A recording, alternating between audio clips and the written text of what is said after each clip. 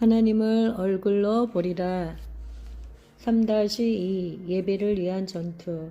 그러나 모세와 하나님의 관계를 생각해 보기 전에 출애굽기 이야기의 일부 요소와 어떻게 그 이야기들이 어둠의 나라에서 빛의 나라로 들어가는 우리 자신의 출애굽을 예언적으로 이야기하는지를 살펴볼 필요가 있다. 우선 하나님은 바로에게 이스라엘 백성들을 해방시켜 그들이 하나님을 예배할 수 있게 해주도록 요구함으로써 바로에게 그분의 백성들에 대한 정당한 소유권을 선포하신 사실을 간과할 수 없다. 예배는 인류 역사의 결정적인 문제이다. 우리는 우리의 형상이신 하나님을 예배하기 위해 창조되었다. 그리스도는 예배를 통해 하나님과 우리 사이의 교제의 자리를 회복하시려고 십자가에서 돌아가셨다.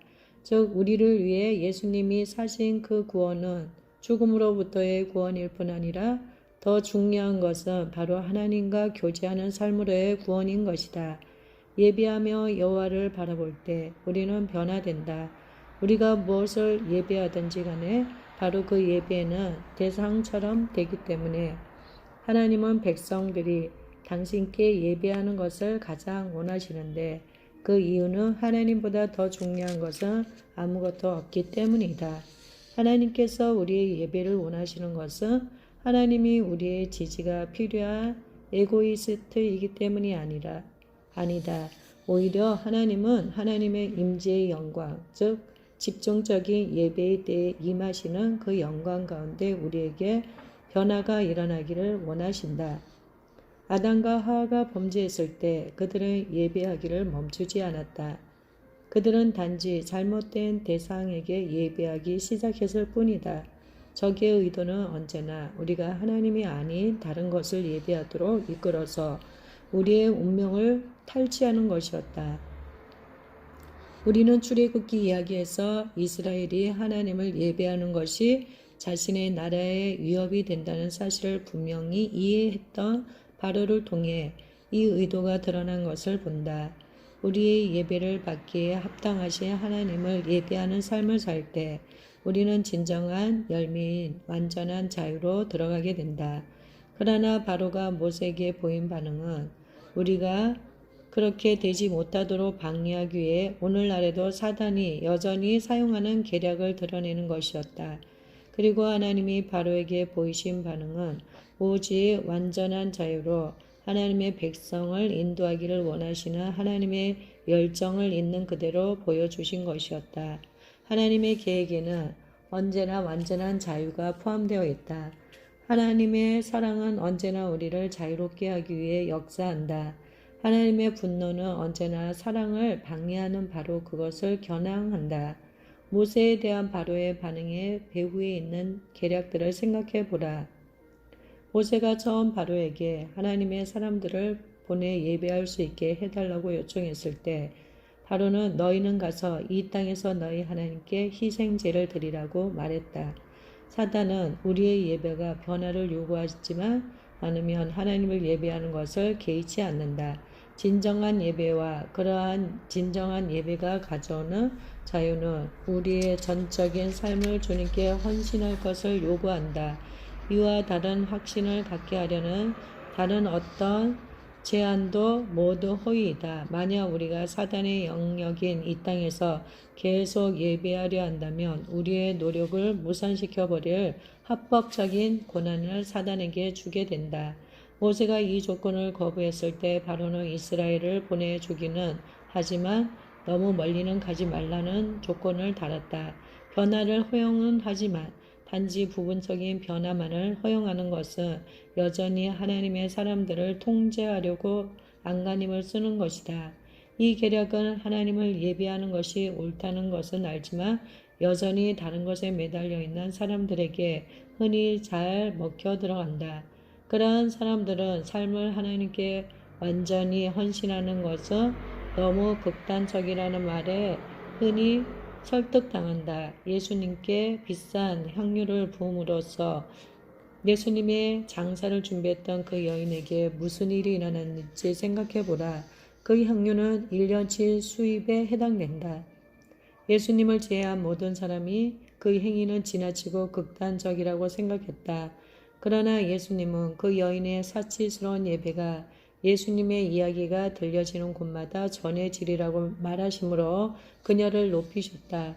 다른 사람들이 지나치고 극단적이라고 생각한 것을 하나님은 오히려 합당하다고 여기셨다. 유일하게 진정한 예배는 극단적인 예배이고 오직 극단적인 예배만이 극단적인 결과, 즉 변화를 가져온다.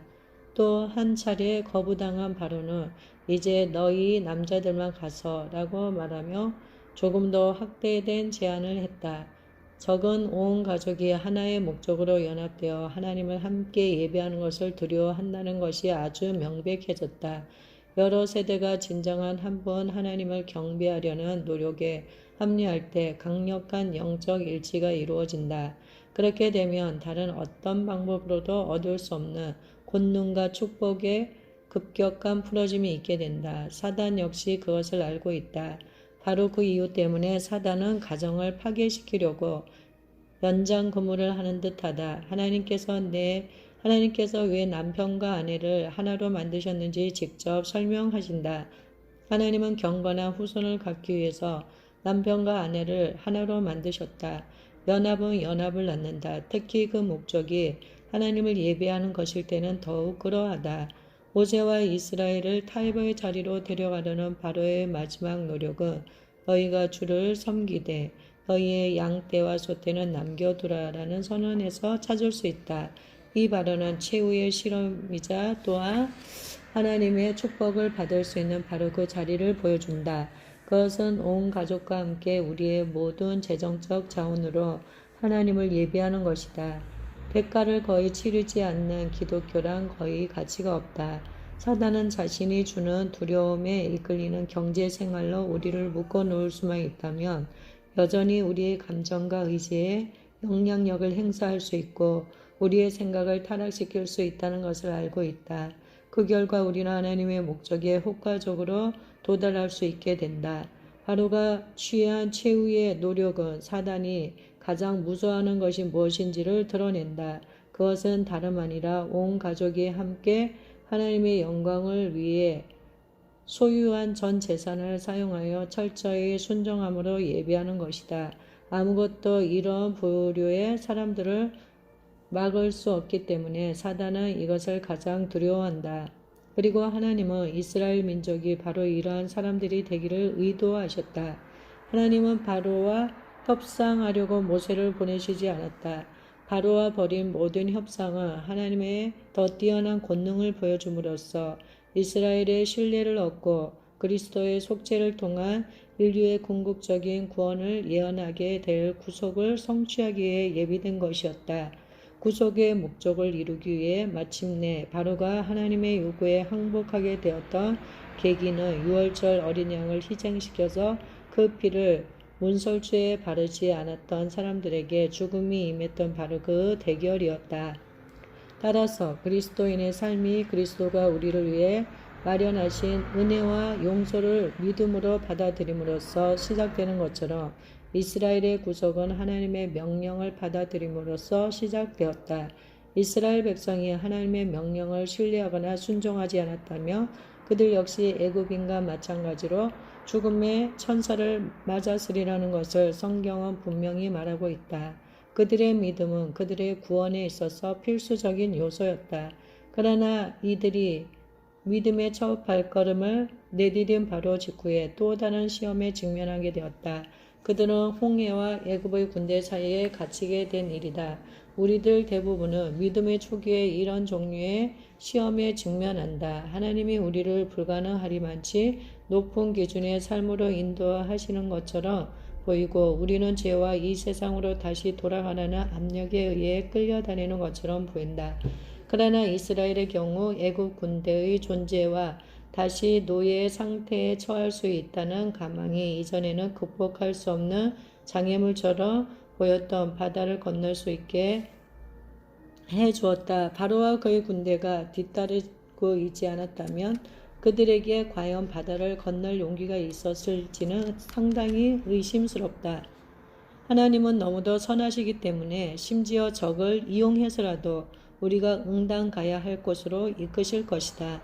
사단은 주님의 손에 끌려있는 장기판의 졸과 같아 파멸을 꾀하는 사단의 가장 거대한 시도는 하나님께는 영광을 드리고 하나님의 백성에게는 강건함을 주도록 언제나 재가공된다.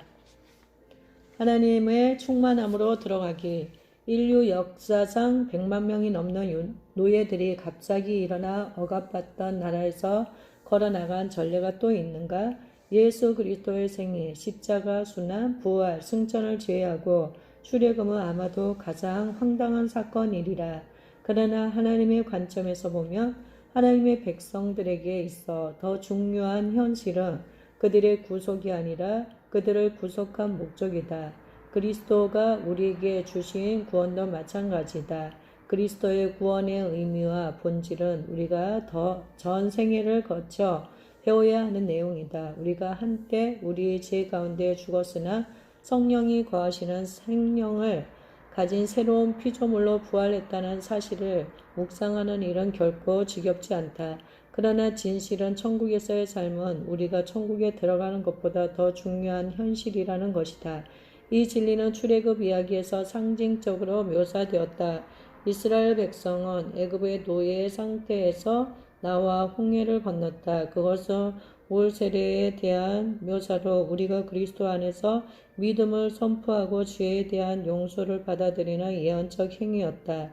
하나님은 이스라엘을 단지 노예 상태에서 해방시키신 것이 아니었다. 하나님은 그들을 또한 약속의 땅으로 데려가셨다. 하나님께서 그들을 새 영토로 데려가셨을 때 그들은 약속의 땅으로 들어가기 위해 또 하나의 물, 즉 요단강을 통과했다. 그것은 성령의 세례를 나타낸다. 첫 번째 세례는 우리를 적자 상태에서 구해내는 것, 즉 우리가 지은 죄의 빚을 갚는 것이다. 두 번째 세례는 우리를 흑자 상태로 만드는 것, 즉 우리가 하나님으로 충만하게 되어 하나님과 동행하며 이 땅에서 하나님의 권능의 대행자로서 하나님을 더 효과적으로 대표하는 것이다. 신자에게 있어서 약속의 땅이란 천국의 영역, 즉 왕의 통치권 안에서 사는 것이다. 그것이 바로 우리가 구원받아 살아야 하는 영역이다. 실제로 9개 반 부족들은 약속의 땅으로 건너가서 살기로 결정한 반면 2개 반 부족들은 강의 이쪽 편에서 살기로 결정했다. 하나님은 그 강의 양쪽 편에 사는 사람들 모두가 기업을 얻을 수 있도록 합력하라고 하셨다. 다수의 훌륭한 사람들이 하나님이 의도하신 강의 다른 쪽 편에 살기로 선택함에 따라 이 강은 오늘날까지도 계속해서 분단의 지점이 되고 있다. 그들은 열등하지 않고 무력하지도 않다. 하지만 그들은 더 작은 것에 안주했다. 강 건너편에는 더 많은 것이 있는데도 말이다. 출애굽 이야기는 사람들이 노예 상태에서 벗어날 수는 있지만 약속의 땅에 들어가지 못할 수도 있다는 것을 보여준다. 사실 출애굽한 모든 세대가 그들을 향한 하나님의 운명을 실현하지 못했다. 그들은 애굽과 약속의 땅 사이에 있는 작은 반도에서 죽었다.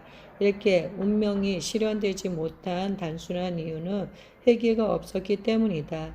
하나님께서 그들을 애굽의 노예 근성에서부터 하나님과의 언약 안에서 동행하기에 적합한 사고방식으로 재훈련하려는 하나님을 허용하지 않았기에 이러한 실패가 생겼다. 마찬가지로 많은 그리스도인은 용서받을 만큼은 회개를 하지만 하나님 나라를 볼 수 있을 만큼 충분히 얘기하지 않는다. 앞에서 지적했듯이 예수님의 사역에서 첫 번째 가르침은 회개하라, 천국이 가까웠느니라이다.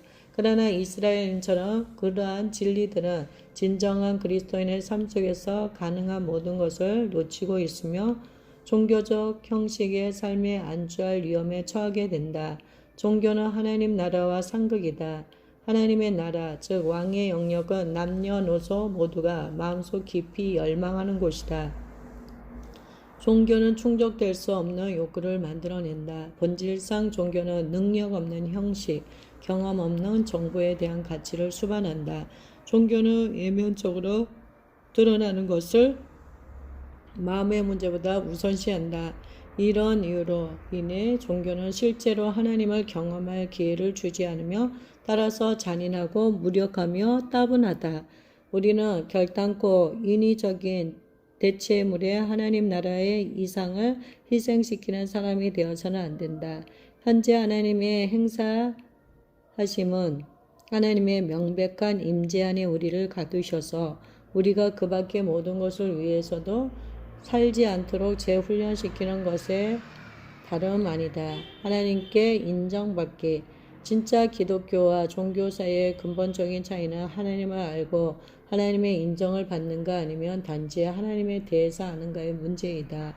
사실 하나님을 아는 것보다 더 중요한 한 가지는 하나님이 알아주시는가 하는 것이다. 예수님은 마태복음에서 이 점을 분명히 하셨다. 예수님은 하나님 아버지께서 어떤 이들에게는 나는 너희를 전혀 알지 못하니 내게서 떠나가라고 말씀하시라고 하셨다. 누군가에 대해서 아는 것은 그 사람을 아는 것과 같지 않다. 어린아이였을 때 나는 샌프란시스코 자이언트 소속 야구 선수로 명예의 전당에 이름이 새겨진 윌리 메이스의 열렬한 팬이었다. 나는 그에 대한 글이란 글은 다 읽었고 그의 야구 카드를 수집했으며 그의 경기에 갔고 라디오에서 자이언트 팀의 시합 중계 방송을 무수히 들었다.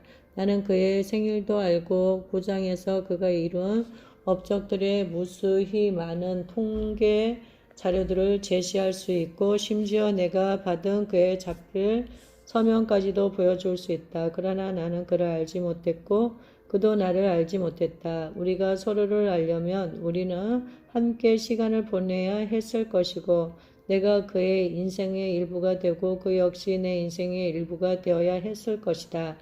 그랬을 때야 비로소 나는 윌리 메이스를 압니다 라고 말할 수 있을 것이다. 하나님은 모두에 대해서 모든 것을 알고 계시지만 그분이 우리를 아는 것은 아니다. 하나님은 어느 누가 스스로에 대해 아는 것보다 어떤 한 사람에 대해 더 많은 사실을 제시하실 수 있다. 그러나 관계란 상호 동의와 협력을 필요로 한다. 하나님이 나를 아시려면 내가 마음을 열고 내 인생의 비밀스러운 일을 하나님과 나눌 수 있어야 한다. 우리의 죄를 하나님께 고백하는 것이 그토록 중요한 이유는 바로 이것 때문이다. 고백은 바로 그러한 관계의 시작이다. 하나님은 이미 모든 것, 즉 선한 것과 나쁜 것, 추한 것을 다 알고 계신다. 그러나 하나님께 그것들을 고백할 때 내 죄의 잘못을 하나님께 동의하는 것이다. 그러나 관계는 고백 이상의 것 위에 형성되어야 한다. 고백은 단지 장애를 제거하고 관계가 이어지게 해줄 뿐이다. 나의 죄를 고백함으로써 나는 내 자신을 하나님께 열어 개인적인 관계를 맺을 수 있게 하는 것이다. 관계는 신뢰, 커뮤니케이션, 공통의 이해관계, 정직, 함께 보내는 시간 등으로 이루어진다.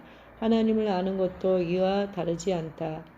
그리고 우리는 하나님을 아는 바로 그 자리에서 인생의 가장 위대한 목적을 발견한다. 그렇기에 하나님으로부터 인정을 받는 것은 인생에서 가장 중요한 일이며 하나님께 헌신하지 않고 하나님께 반응하지 않으며 그렇게 되지 않을 것이다.